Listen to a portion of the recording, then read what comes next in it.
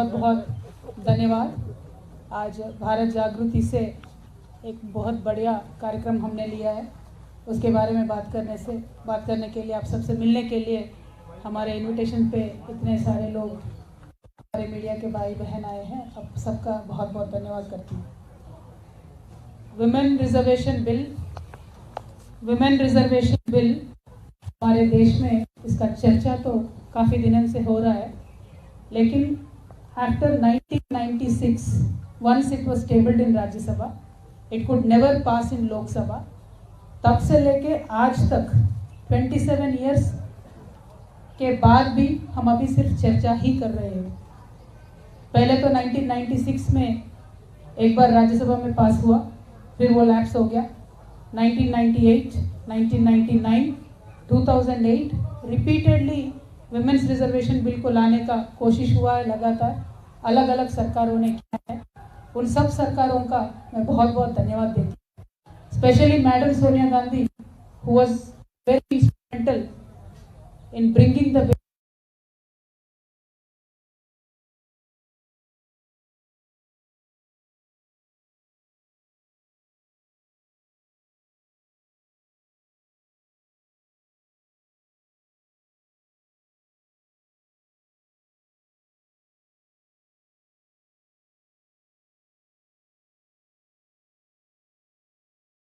राज्यसभा कांग्रेस का सरकार आया 2010 में, मैडम सोनिया गांधी के एफर्ट से पास हुआ है बिल राज्यसभा में। बिल्कुल कोल्ड स्टोरेज में पड़ा हुआ।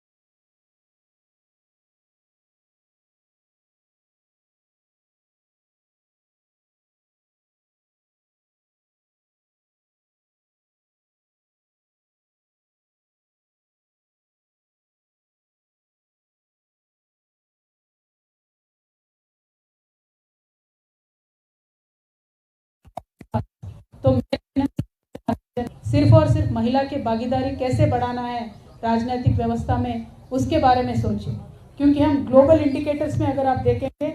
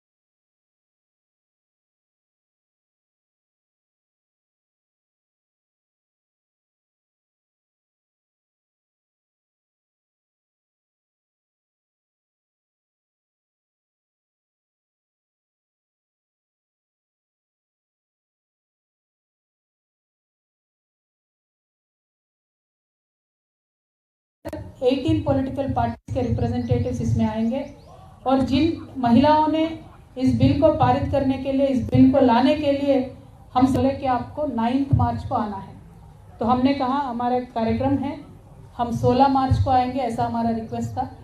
लेकिन पता नहीं उनको क्या जल्दबाजी है, पता नहीं ये जो इन्वेस्टिगेशन दिल्ली एक्साइज पॉलिसी को लेके चल रही है, इसमें कौन सी आफत आने वाली है अगर हमें 2 दिन का और समय दे देंगे।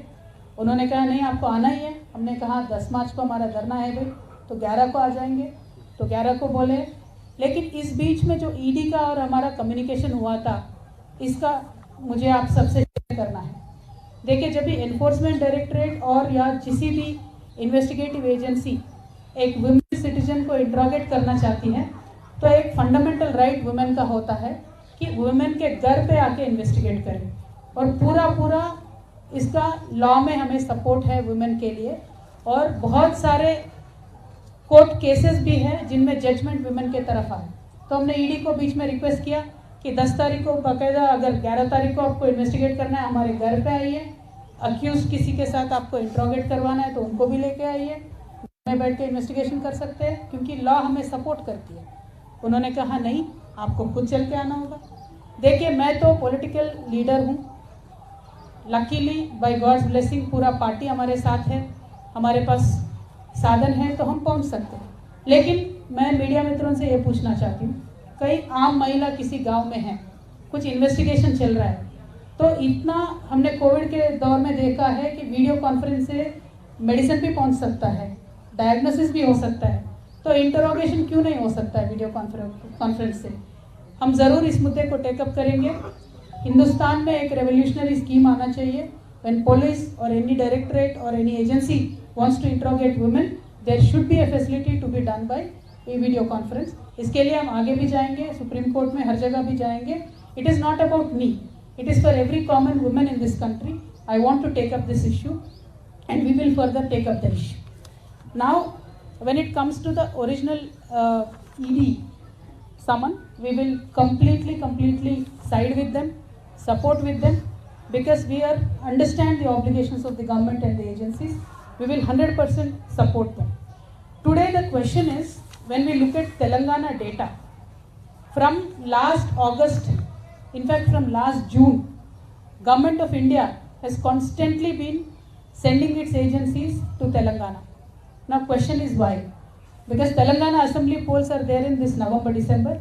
So the modus operandi of BJP has been कि जहाँ भी इलेक्शन है वहाँ मोदी से पहले ईडी पहुँच जाता है। तो हमारे तेलंगाना में भी यही हुआ है। तकरीबन सारे बिजनेस हाउसेस पे, एक 500+ बिजनेस हाउसेस पे आईटी रेड होता है, सीबीआई के रेड एक 100 होता है तेलंगाना के राज्य में। ईडी तो कम से कम 200 जगहों पे उन्होंने छापा मारा है, और एनआईए एजेंसी ने 500 to 600 मिनिमम लोगों को बुला के, उनको डरा के, धमका के, अलग अलग तरीके का काम वहाँ पे चल रहा है। मैं ये लोगों के सामने, जनता के सामने आज रखना चाहती हूँ, क्योंकि ये मेरे अकेले का मुद्दा नहीं है। हमारे खुद के पार्टी में मिनिमम 15-16 लोगों को, एमएलएस को, एमपीस को, मिनिस्टर्स को टारगेट करके अलग अलग केसेस में बुलाने का काम कर रहे हैं। तो मेरा मोदी जी से, बीजेपी से एक ही विनती है कि आप जनता के पास जाइए। आपने किस तरीके का डेवलपमेंट किया है, तेलंगाना के लिए आपने क्या किया है, देश के लिए आपने क्या किया है, वो बताइए। उनका दिल जीतिए, बाद में इलेक्शन जीतिए। लेकिन हम इलेक्शन हारेंगे या जीतेंगे, एनफोर्समेंट डायरेक्टरेट यूज़ करेंगे, बैकडोर से गवर्नमेंट में आएंगे, इस तरीके का तो हमने देख लिया है, 9 राज्यों में चला है, और तेलंगाना में वो चल नहीं पाया। उन्होंने कोशिश किया है लेकिन हमने चलने नहीं दिया। तो इसीलिए उनका अभी एफर्ट ये है कि किसी भी तरीके से ईडी डाल दो, धमका दो, डरा दो। लेकिन हम भी मोदी जी से और भारतीय जनता पार्टी से और पूरे देश की जनता से बता दें कि हम डरने वालों से नहीं हैं। हम एक आंदोलन करके, स्टेट को हासिल करके आज स्टेट में सरकार चला रहे हैं। आगे चल के भी हम जनता के लिए ही काम करेंगे, और हम बराबर मोदी जी का, भारतीय जनता पार्टी का जो फेल्यूर्स है उसको एक्सपोज करते ही रहेंगे।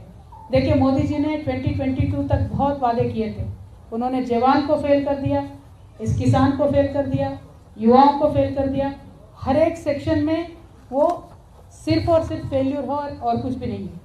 देखिए आज ईडी के डायरेक्टर है, उनको एक्सटेंशन पे एक्सटेंशन मिलता है, सेबी के डायरेक्टर है, उनको एक्सटेंशन मिलता है, एसबीआई के डायरेक्टर है, उनको एक्सटेंशन मिलता है रिटायर होने के बाद, एलआईसी के डायरेक्टर है, उनको एक्सटेंशन मिलता है। क्यों मिल रहा है इनको? क्योंकि जहाँ ये बोलेंगे वहाँ वो जनता की पैसा निवेश करेंगे और बाकी ये जो एजेंसीज है वो जहाँ बोलेंगे वहाँ जाके काम करेंगे। तो मैं सिंपल सवाल भारतीय जनता पार्टी से पूछती हूँ, अग्निवीर में आप जो लोगों को, युवाओं को ले रहे हैं, उनको एक्सटेंशन दीजिए पहले। क्यों नहीं मिलेगा उनको एक्सटेंशन?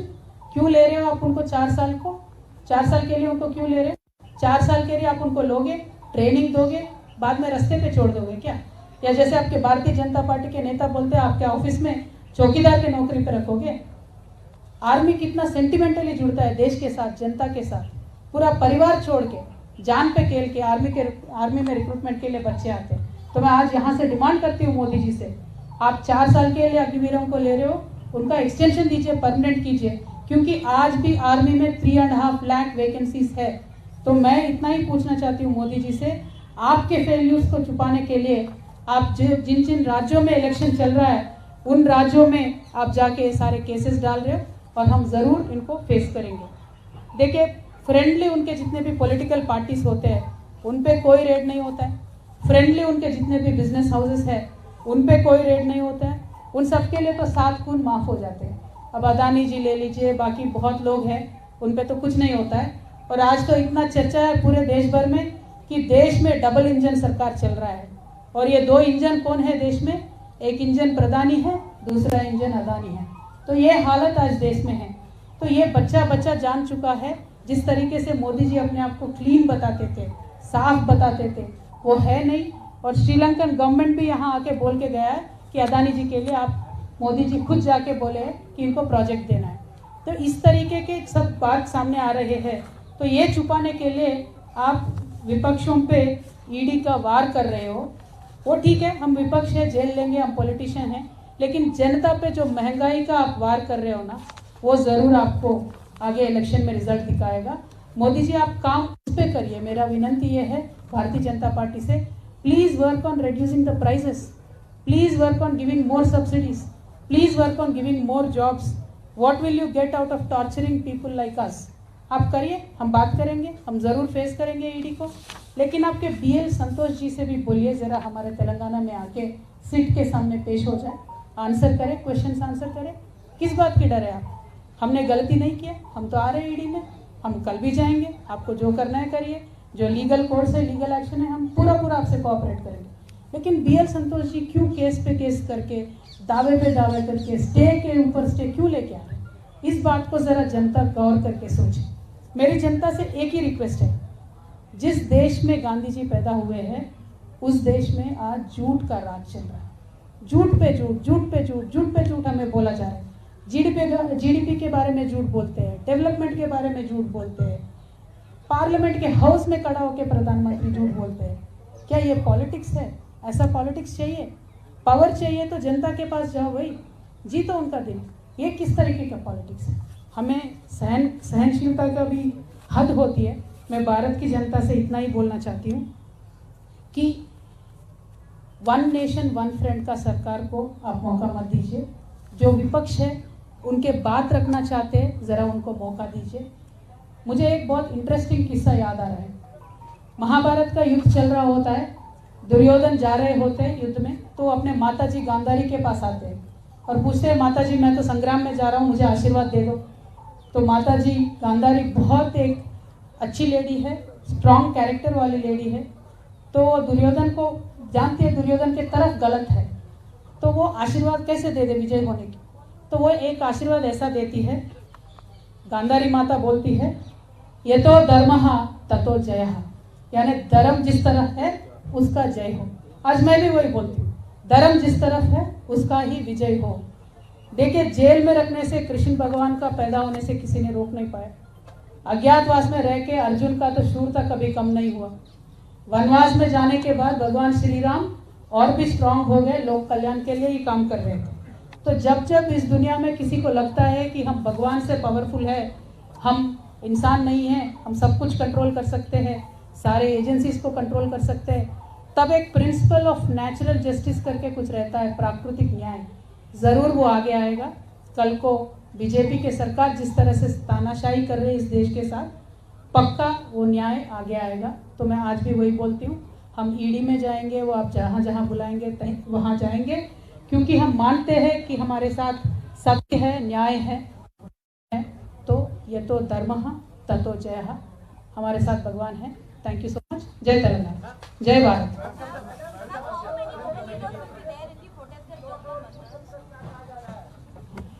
देखिए, पूरे देश से 29 स्टेट्स में जितने भी ऑर्गेनाइजेशंस हैं, हमने उन सबको वुमेन रिजर्वेशन पे फाइट किए, उन सबको बुलाया है। लकीली उन सब ने एक्सेप्ट भी किया है। तो at least 500 to 600 people will sit on the hunger strike, but the attendance will be much more. More than 6,000 people have confirmed that they will join us. More than 18 parties have confirmed that they will join in the protest.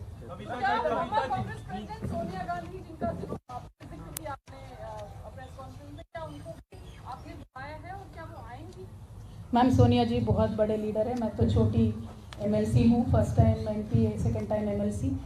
Bharat Jagruti जो हमारा NGO है, उसके तरफ से जो हम agitation ये कर रहे हैं महिला आरक्षण के लिए, हमने सारे पार्टीज से रिक्वेस्ट किया है कि आप अपने रिप्रेजेंटेटिव भेज दीजिए। हमने मल्लिकार्जुन खड़गे सर से, KC वेणुगोपाल सर से हमने रिक्वेस्ट किया है। तो कांग्रेस से वो अपने जो भी रिप्रेजेंटेटिव भेजेंगे वो आएंगे, मुझे नहीं पता कौन आएंगे। क्या आप अभिषेक और अरुण पिल्लई को जानती हैं, क्योंकि इनकी शायद ईडी को लेकर के आपसे सवाल करने वाली है, उनसे आमना सामना होगा। आपको ईडी का बहुत जानकारी है भाई, अंदर से कोई इन्फॉर्मेशन आ रहा है क्या? ईडी जो भी पूछेगी हम उनका जवाब दे देंगे, आप टेंशन मत लीजिए। कविता जी, आप महिला आरक्षण के बहाने तमाम पार्टियों को जुटा रही हैं। कांग्रेस कहती है कि BRS की टीम है, आपको टीम कहती है आपकी पार्टी को, और आप बीजेपी पर हमला करते हैं। थोड़ा सा क्लियर कर दीजिए, क्या है सच्चाई? देखिए, एक तो बात यह है कि जब भी कोई आवाज़ उठाता है किसी सत्ता पक्ष के खिलाफ, तो बाकी पक्ष लोगों को लगता है कि आवाज़ उठाने का हक सिर्फ हमें है, बाकियों को करना चाहिए। तो कांग्रेस पार्टी का ये आदत है, कोई भी आवाज़ उठाता है बीजेपी के खिलाफ तो मीडिया भी बोलते हैं ये B टीम है, C टीम है। लेकिन आज कांग्रेस की हालत अगर आप देखेंगे तो पूरे देश में सिर्फ और सिर्फ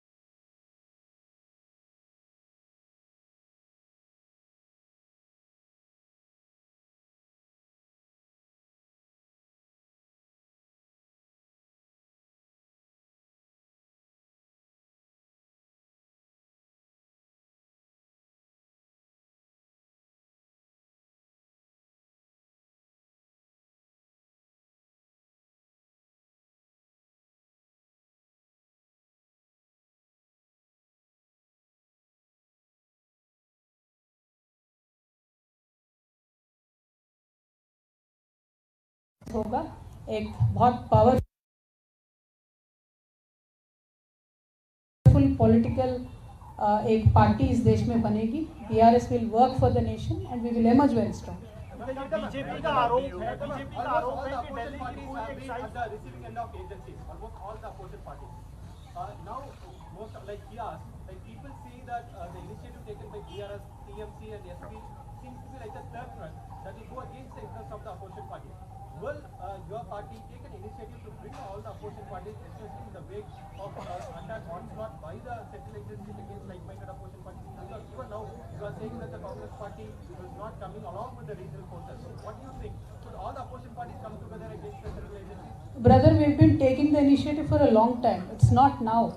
Honorable Chief Minister and our leader of Bharatiya Rashtra Samiti, KCR Garu, has taken the initiative, and we've held multiple meetings with stakeholders of various parties in this country, and we've declared it openly that we will work with all parties. Idea and ideology is simple. Bharatiya Janata Party in today's form and shape is hurting the country, not working for the development of the country. They are spoiling the ecosystem of this country and the secular fabric of this country. So certainly we will work to unseat them from power, and we will work with every party which is like-minded. We will work with every party which is like-minded. The silence of your father and your brother. About see, why should my father and brother speak about such silly issues? Now, the entire party, in fact, my brother and Honorable Minister just held a press conference today. But that apart, entire party, 15-16 MLAs, leaders, small leaders, big leaders, everybody has been targeted. And that has been the attitude of the BJP party, unfortunately, in every state. So if we speak about it and make a big issue out of it, tomorrow my dear friends in the press, they'll write कि ये डर गए, ये बात कर रहे हैं सिर्फ ईडी के बारे में. But I really want to request through you to the people. See, today we put up a protest for Mahila bill. They'll call me to ED. So every paper is writing only about Kavita attending ED, but not Kavita doing dharna for a women bill. So tomorrow they'll increase the price of the cylinder, but then they'll call some other leader to ED. So cylinder hike price will not be there, issue will not be there. Some other leader going to the ED will be there. Some Adani issue comes, they'll call some other neta to ED. So the diversion tactics of Bharatiya Janata Party is what needs to be exposed today by all the political parties, and that is what today TRS is trying to do. See, I could have attended ED today and I could have cancelled the dharna tomorrow. Why am I not doing that? Because I want to prove a point that your diversion tactics will not work anymore. We will make sure that people will know about the issues, understand about the issues, and important issues of the country need to be highlighted. So we will work for that. That is our fight. You're alleging about the South Cartel group. They are continuously alleging there's a South Cartel link. You know, there are 3 people and you are major part of it. The bribery which was given and the entire legal case. See, all I am trying to tell you is this. Bharatiya Janata Party and its leaders will set up a narrative. Then they'll look for characters. Okay? So that has been the agenda, that has been the strategy from day one. Not only me, every politician, every political party or every business house which does not subscribe to their ideology, that is what they have done. They'll come up with their own narrative. They'll try to fix me up in one or the other roles. And they are calling me various names. Let them call. Let the people decide. We will cooperate with them. You are making a larger alliance between opposition parties. Where does the Congress party stand in that alliance? Do you think that if required, you will, speak with them or they'll approach you? What is the stand or what is the status of Congress party in your idea of opposition? I'm just adding to that कि कांग्रेस हमेशा कहती है कि हमारे बिना कोई भी Alternate possible नहीं है. हम ही एक ऑल्टरनेट कॉज है हमारे बिना कोई अलायंस पॉसिबल नहीं है क्या धारणा से सहमत है. देखिए, कांग्रेस कहाँ पे खड़ी है वो तो कांग्रेस से ही पूछना पड़ेगा, वो मुझे नहीं मालूम. लेकिन हम जहाँ पे खड़े हैं, हम जहाँ से अलग देख रहे हैं, हम समझते हैं कि सारे ऑपोजिशन को एक साथ आना चाहिए. उसमें कोई दो राय नहीं है. अब कांग्रेस की जिम्मेदारी देश के प्रति क्या है वो कांग्रेस डिसाइड कर ले. कांग्रेस को अगर आज भी लगता है कि उनके बगैर कुछ नहीं हो सकता है तो वो एक बार फैक्ट चेक कर ले. क्योंकि 4000 एमएलएस में से आज कांग्रेस के पास सिर्फ 600 एमएलएस है. What is that number? Where is their number? Today in Tamil Nadu they are in a गठबंधन सरकार, but they have only 17 MLAs. In Bihar they have in गठबंधन सरकार. How many MLAs do they have? In Bengal मुश्किल से अभी by election में entry हुआ है, 1 MLA है कांग्रेस का. See, the point is for me to not gun down the opposition. Point is we should get united. But then who should make that effort? Why should the burden be only on the other parties? Why should the burden be only on BRS? Yes, BRS's stated stand is that we will work for it. We are working for it. That is why we recently held a rally in Khammam where many CMs came. We are going to hold another rally in April where again various other leaders will come. Our efforts are on. So our efforts are on, but what about Congress's sincerity, Congress's efforts, and when will they shed their arrogance and come to reality? They will have to decide. I can't comment. Ma'am, Congress अगर approach करती है तो आप open है उसके लिए? सरकार 33% आरक्षण देने के बजाय 33% सीटें बढ़ा सकती है क्योंकि लोकसभा बड़ी हो गई है. तो अगर इस तरह का प्रस्ताव आता है तो आपका स्टैंड क्या होगा? देखिए, मैं क्या बोलती हूँ, किसी भी तरीके से कुछ भी तरकीब किया जा सकता है. अगर महिला आरक्षण की बिल की बात हो, टेबल किया जाए तो रातों रात हमारे यहाँ इतने सारे साइंटिस्ट हैं, इतने सारे सोशल साइंटिस्ट हैं who can give us multiple solutions. लेकिन उस बहाने बिल को ना रोके, बस हमारा वही बात है. हमारे लीडर, बीआरएस के लीडर केसीआर साहब ने भी ये ऑल्टरनेटिव दिया है कि अगर आपको लगता है महिला आरक्षण 33% देने से किसी का नुकसान हो रहा है तो सीटें बढ़ा दिए जा सकते हैं. बाद में भी 1/3 रिजर्व कर सकते हैं सीट्स, उसमें कोई दो राय नहीं है. there are multiple issues like quota within quota. Some parties have that objection. We do not have objection for that. In fact, we are saying OBC का जनगणना होना चाहिए, OBC का रिजर्वेशन हर एक उनको हक से मिलनी चाहिए. और इस देश का ऐसा हालत है सर कि कभी भी 150 ईयर्स में सेंसस नहीं रुका था, लेकिन मोदी सरकार आने के बाद आज तक नॉर्मल जनगणना भी नहीं हुआ, ओबीसी का छोड़िए.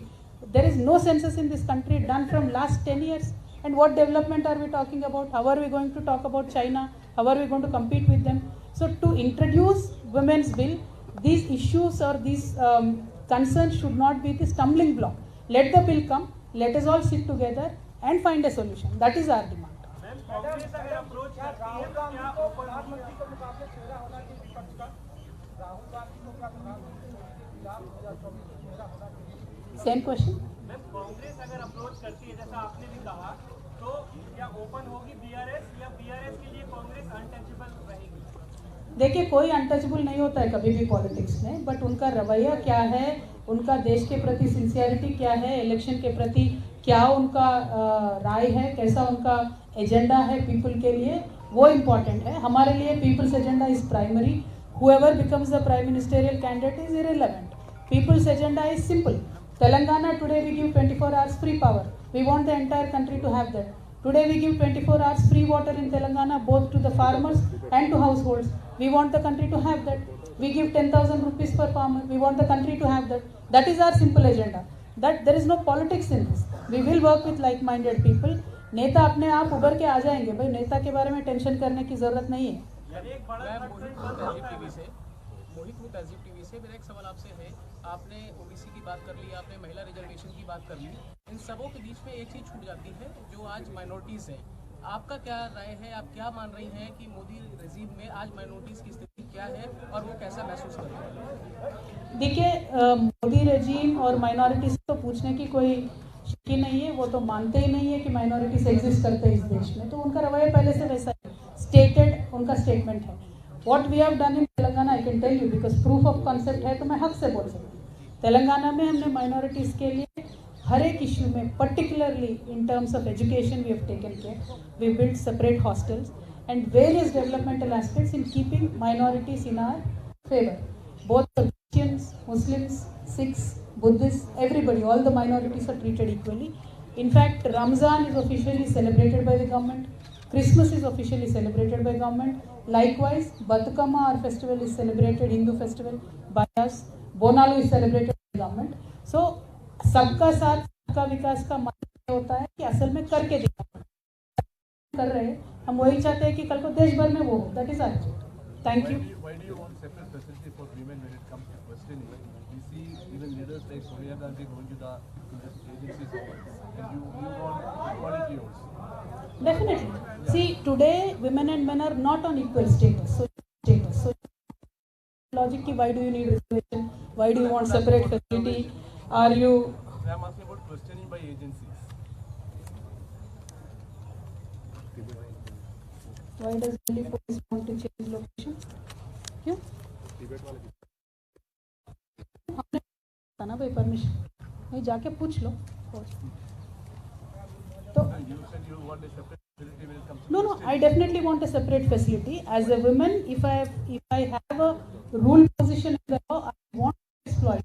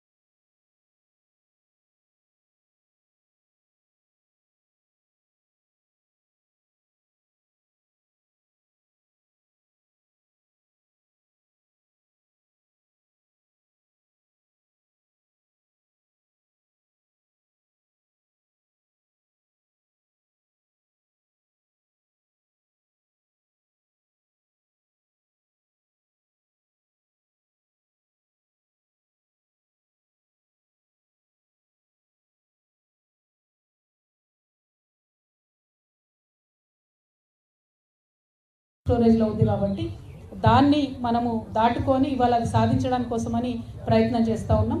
ఈ ప్రయత్నంలో తోడుగా నిలిచినటువంటి అనేక మంది మహిళా సంఘాలకు, అదేవిధంగా ఈ బిల్లు కోసం ముందు పనిచేసినటువంటి మహిళలందరికీ ధన్యవాదాలు తెలియజేస్తూ ఉన్నాం. చాలా పార్టీలు ఇప్పటికే వస్తామని చెప్పి 18 పార్టీల పైచిలికి చెప్పడం జరిగింది. వారికి వారి నాయకులందరికీ కూడా మనస్ఫూర్తిగా ధన్యవాదాలు తెలియజేస్తా ఉన్నాం. భారత్ జాగృతి తరఫున జరుగుతున్నటువంటి ఈ యొక్క కార్యక్రమం విజయవంతం అవుతుందని, అవ్వాలని, ఇది మొదలు మాత్రమే, ఆరంభం మాత్రమే. దీని తర్వాత మహిళా బిల్లు పైన అనేక కార్యక్రమాలు కూడా చేపడతామని మరొకసారి తెలియజేసుకుంటూ మీ అందరికీ కూడా ధన్యవాదాలు. నమస్కారం. Thank you. జై తెలంగాణ, జై భారత్.